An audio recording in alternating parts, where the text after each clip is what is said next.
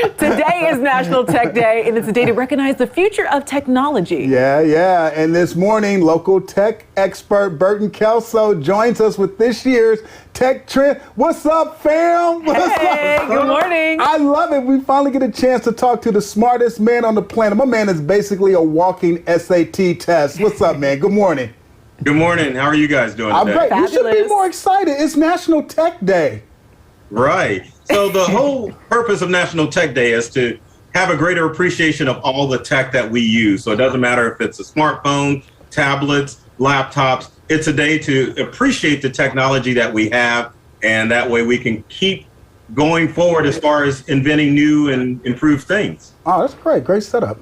Yes. Okay. So next, smart home devices. What's the next big thing? Because we were talking about the push for the 5G. And so the home devices, let's talk about that.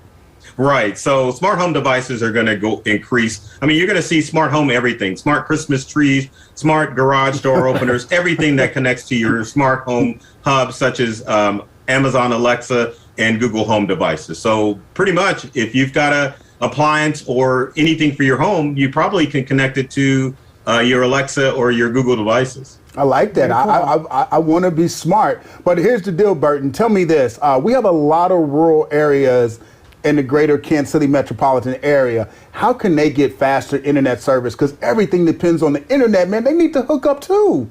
Right, exactly. So the problem is fiber is very expensive to lay. So the solution for rural folks is that companies like Verizon and AT&T and even T-Mobile will start to roll out 5G wireless devices. Obviously, there's no cost to running fiber if you're using wireless. So if you've got a home or a business in a rural area, look to seeing products from all of the big cellular companies this year. And that's why it's so important to have 5G across the country, because it provides internet everywhere.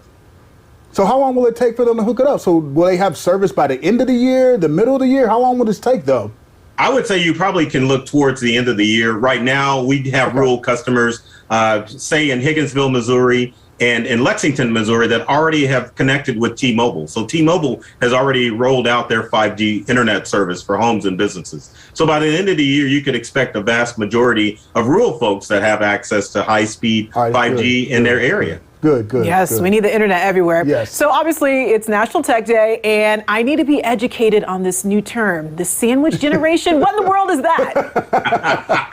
It's folks that either have to stay home and take care of their kids, or they have to take care of their parents. So they're kind of caught between of taking care of two sets of people, both younger folks and older folks. So what you're going to see with the sandwich generation is technology that's geared more for kids, and of course technology that's geared for your great auntie or your grandma. I mean, you're like smart home devices. You're talking medical devices that will allow parents to keep up with their parents, and parents to keep track of their kids and see what they're doing online.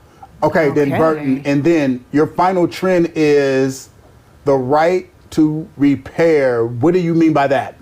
The right to repair is an act that wants to supersede what Microsoft and Apple are doing. Currently, right now, technology devices are hard to repair, even if you're a tech guy. But with the right to repair, companies are going to start designing devices so it's easier to get parts, it's easier to fix those devices so that we're not filling up our landfill with all of those broken tech items. Very cool. You are so smart. Yes, thank you so much. You can find more tips on